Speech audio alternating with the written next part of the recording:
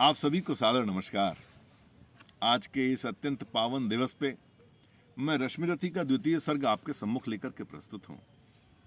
द्वितीय सर्ग का पाठ करने में थोड़ा विलंब इसलिए हो गया क्योंकि पाठ तो मैंने पहले भी किया था, पर मैं उसको अच्छे से निभा नहीं पाया।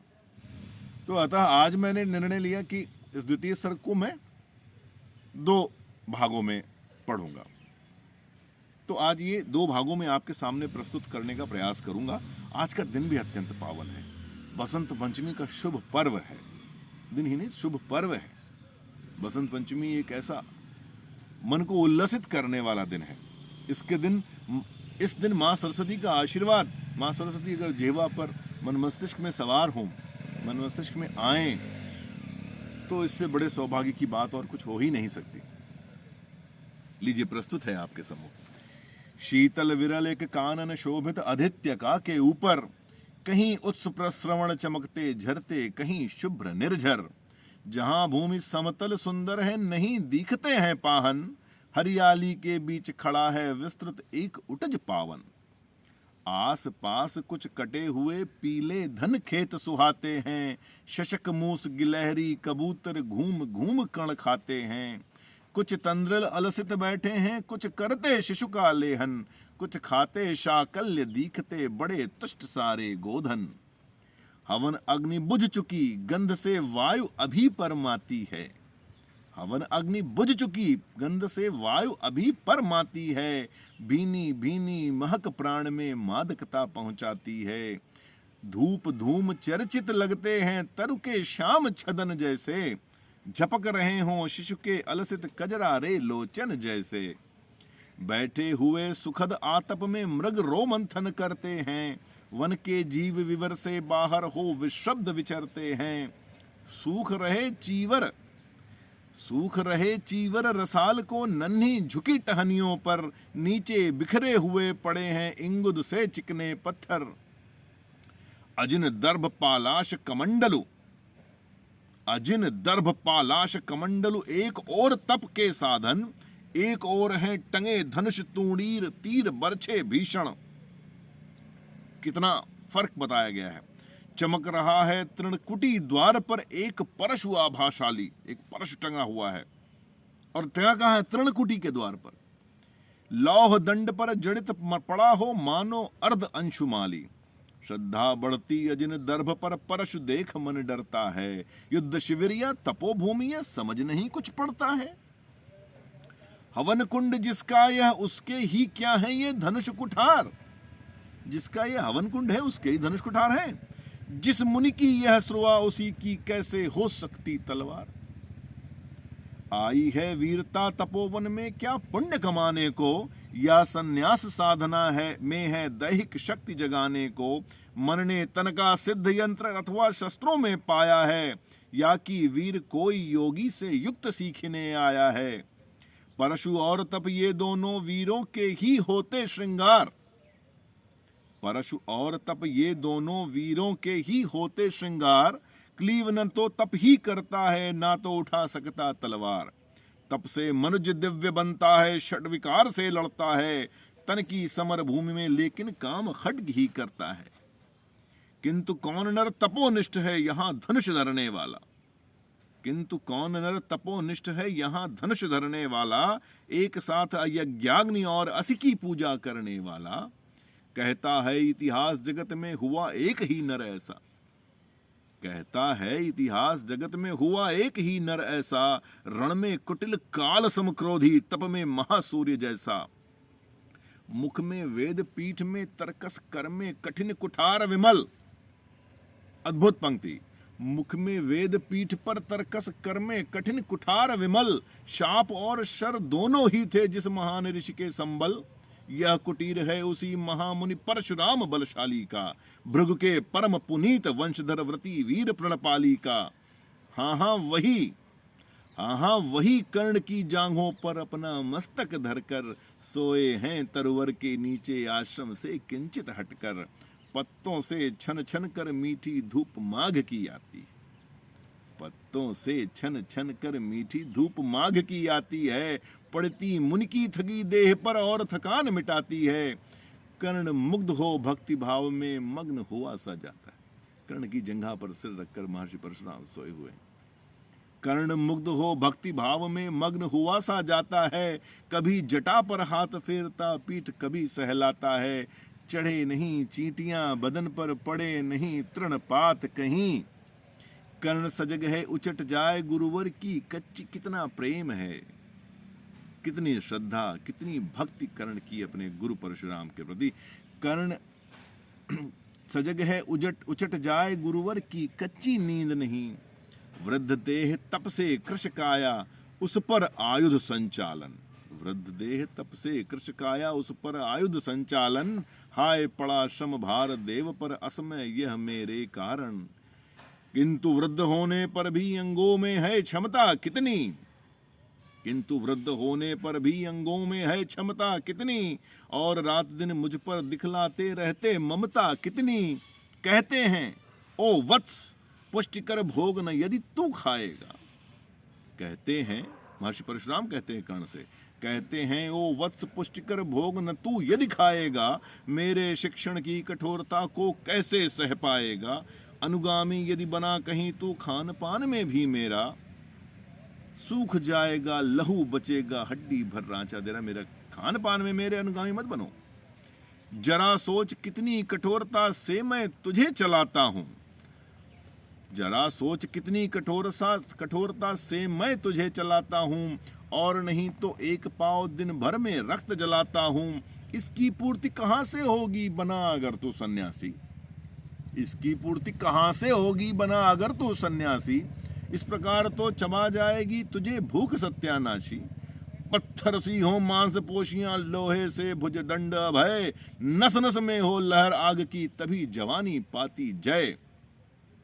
विप्र हुआ तो क्या रखेगा रोक अभी से खाने पर, क्योंकि परशुराम तो उसे विप्र समझ रहे हैं, ब्राह्मण पुत्र समझ करके उन्होंने शिक्षा देनी शुरू करी थी। विप्र हुआ तो क्या रखेगा रोक अभी से खाने पर, कर लेना घनघोर तपस्या वह चतुर्थ के आने पर। ब्राह्मण का है धर्म त्याग का पर क्या बालक भी त्यागी हो, तुम तो बालक हो अभी। ब्राह्मण का है धर्म त्याग पर क्या बालक भी त्यागी हो। जन्म साथ शिलोंच वृत्ति के ही क्या वे अनुरागी हो। क्या विचित्र रचना समाज की गिरा ज्ञान ब्राह्मण घर में, मोती बरसा वैश्य वेश्म में पड़ा खड्ग क्षत्रिय कर में। खड्ग बड़ा उद्यत होता है, खड्ग बड़ा उद्यत होता है, उद्यत होते हैं राजे, इसीलिए तो सदा बजाते रहते वे रण के बाजे। और करे ज्ञानी ब्राह्मण क्या, और करे ज्ञानी ब्राह्मण क्या, असिविहीन मन डरता है। राजा देता मान भूप का वह भी आदर करता है। सुनता कौन यहाँ ब्राह्मण की, सुनता कौन यहाँ ब्राह्मण की, करते सब अपने मन की। डुबो रही शोणित में भूको भूपों की लिप्सा रण की। और रण भी किस लिए, और रण भी किस लिए नहीं जग से दुख दैन्य भगाने को, पूरे सृष्टि से दुख दैन्य भगाने को रण नहीं है ये। और रण भी किस लिए नहीं जग से दुख दैन्य भगाने को, पर शोषक पथ भ्रांत मनुज को नहीं धर्म पर लाने को। रण केवल इसलिए कि राजे और सुखी हो मानी हो, रण केवल इसलिए कि राजे और सुखी हो मानी हो, और प्रजाएं मिले वे उन्हें वे और अधिक अभिमानी हो। रण केवल इसलिए कि वे कल्पित अभाव से छूट सकें, बढ़े राज्य की सीमा जिससे अधिक जनों को लूट सकें, अपने सुख सुविधाओं के लिए, अपने साम्राज्य विस्तार के लिए। ये रण का एकमात्र उद्देश्य है, सबकी भलाई का कोई उद्देश्य उसमें कहीं छुपा हुआ नहीं है। रण केवल इसलिए कि सत्ता बढ़े नहीं पत्ता डोले, रण केवल इसलिए कि सत्ता बढ़े नहीं पत्ता डोले। भूपों के विपरीत न कोई कहीं कभी कुछ भी बोले, ज्यों ज्यों मिलती विजय अहंग नरपति का बढ़ता जाता है, और जोर से वह समाज के सिर पर चढ़ता जाता है। अब तो है यह दशा कि जो कुछ है वह राजा का बल है, अब तो है यह दशा कि जो कुछ है वह राजा का बल है। ब्राह्मण खड़ा सामने केवल लिए शंख गंगा जल है। कहां तेज ब्राह्मण में अविवेकी राजा को रोक सके, धरे कुपथ पर जभी पांव वह तत्क्षण उसको टोक सके। है इतना विवेक, है इतना तेज। और कहे भी तो, अगर कह भी दिया और कहे भी तो ब्राह्मण की बात कौन सुनता पाता है। यहाँ रोज राजा ब्राह्मण को अपमानित करवाता है, चलती नहीं यहाँ पंडित की, चलती नहीं तपस्वी की। जय पुकारती प्रजा रात दिन, राजा जय यशस्वी की। सिर था जो सारे समाज का, वही अनादर पाता है। जो भी खिलता फूल भुजा के ऊपर, बलशाली को दुनिया पूजती है, भुजा के ऊपर चढ़ता जाता है। चारों ओर लोभ की ज्वाला, चारों ओर भोग की जय।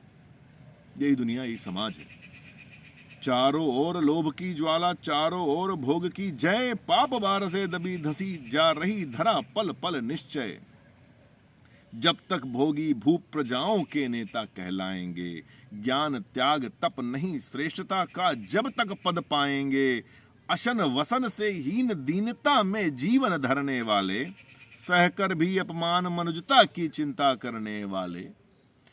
कवि कोविद विज्ञान विशारद, कलाकार पंडित ज्ञानी। कवि कोविद विज्ञान विशारद, कलाकार पंडित ज्ञानी। कनक नहीं कल्पना ज्ञान उज्जवल चरित्र के अभिमानी। इन विभूतियों को जब तक संसार नहीं पहचानेगा, राजाओं से अधिक पूजित जब तक न इन्हें वह मानेगा, तब तक पड़ी आग में धरती इसी तरह अकुलाएगी। तब तक पड़ी आग में धरती इसी तरह अकुलाएगी। चाहे जो भी करे दुखों से वह छूट नहीं वह पाएगी। थकी जीभ समझाकर गहरी लगी ठेस अभिलाषा को, भूप समझता नहीं और कुछ छोड़ खड्ग की भाषा। अस्त्र शस्त्रों की भाषा छोड़कर के राजे कुछ समझते नहीं। रोक टोक से नहीं सुनेगा, नृप समाज अविचारी है। ग्रीवाहर निष्ठुर कुठार का यह मदांध अधिकारी है। इसीलिए तो मैं कहता हूं, अरे ज्ञानियों खड्ग धरो। हर न सकता जिसको कोई भी भूखा, वह तुम त्रास हरो। नित्य कहा करते हैं गुरुवर, खड्ग महाभयकारी है। इसे उठाने का जग में हर एक नहीं अधिकारी है। वही उठा सकता है इसको जो कठोर हो कोमल भी, जिसमें हो धीरता वीरता और तपस्या का बल भी। वीर वही है, वीर वही है जो कि शत्रु पर जब भी खड्ग उठाता है, मानवता के महागणों गुणों की सत्ता भूल न जाता है। सीमित जो रख सके खड्ग को, पास उसी को आने दो। सीमित रखना जरूरी है। सीमित जो रख सके खड्ग को, पास उसी को आने दो। विप्र जाति के सिवा किसी को मत तलवार उठाने दो। जब जब मैं शर चाप उठाकर कर्तव्य कुछ दिखलाता हूँ, सुन आशीर्वाद देव का धन्य धन्य हो जाता हूँ।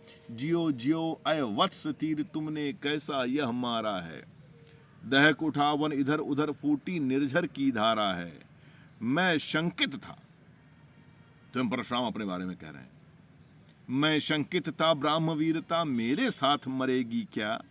परशुराम की याद विप्र की जाति न जुगा धरेगी क्या। पाकर किंतु तुम्हें इस वन में मेरा हृदय हुआ शीतल। तुम अवश्य ढोगे उसको, मुझ में है जो तेज अनल। जियो जियो ब्राह्मण कुमार, तुम अक्षय कीर्ति कमाओगे। कर्ण से संबोधित कर रहे हैं कर्ण को। जियो जियो ब्राह्मण कुमार, तुम अक्षय कीर्ति कमाओगे। एक बार तुम भी धरती को निक्षत्रिय कर जाओगे। निश्चय तुम ब्राह्मण कुमार हो, कवच और कुंडल धारी।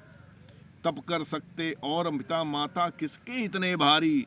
किंतु हाय ब्राह्मण कुमार, सुन प्राण कांपने लगते हैं, क्योंकि उसको तो अपनी यही परिचय पता था कि वह सूतपुत्र है, और यहाँ ब्राह्मण कुमार के वेश में छल से इनसे शिक्षा प्राप्त कर रहा है। किंतु हाय ब्राह्मण कुमार, सुन प्राण कांपने लगते हैं। मन उठता धिक्कार, हृदय में भाव ग्लानि के जगते हैं। गुरु का प्रेम किसी को भी क्या ऐसे कभी छला होगा। गुरु का प्रेम किसी को भी क्या ऐसे कभी खला होगा। और शिष्य ने कभी किसी गुरु को इस तरह छला होगा। पर मेरा क्या दोष, पर मेरा क्या दोष, हाय मैं और दूसरा क्या करता। पी सारा अपमान द्रोण के, मैं कैसे पैरों पड़ता। और पांव पड़ने से भी क्या गूढ़ ज्ञान सिखलाते वे। मैं उनके पांव पकड़ भी लेता, क्या वो गूढ़ ज्ञान सिखलाते। असंभव। एकलव्य सा नहीं अंगूठा, क्या मेरा कटवाते वे। हाय कर्ण तू क्यों जन्मा था क्यों वीर हुआ। खुद से सवाल कर रहा है। हाय कर्ण तू क्यों जन्मा था, जन्मा तो क्यों वीर हुआ। कवच और कुंडल भूषित भी तेरा अधम शरीर हुआ। धंस जाए वह देश अतल में, गुड़ की जहां नहीं पहचान। जाति गोत्र के बल से ही आदर पाते हैं जहां सुजान। नहीं पूछता कोई तुम व्रती वीर हो या दानी हो। नहीं पूछता है कोई तुम व्रती वीर या दानी हो, सभी पूछते मात्र यही तुम किस कुल के अभिमानी हो। मगर मनुज क्या करे, मगर मनुज क्या करे, जन्म लेना तो उसके बात नहीं, या जन्म लेना तो उसके हाथ नहीं। चुनना जाति और कुल अपने बस की तो है बात नहीं। मैं कहता हूं अगर विधाता नर को मुट्ठी में भरकर,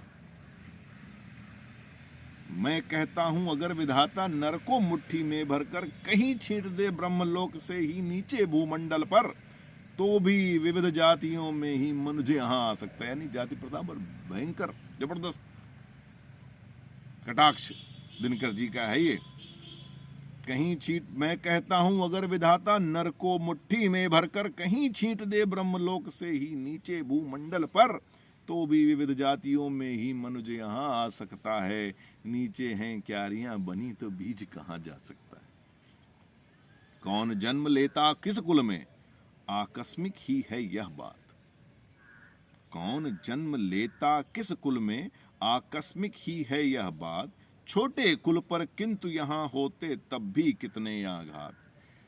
हाय जाति छोटी है तो फिर सभी हमारे गुण छोटे, हाय जाति छोटी है तो फिर सभी हमारे गुण छोटे। जाति बड़ी तो बड़े बने में रहे लाख चाहे खोटे।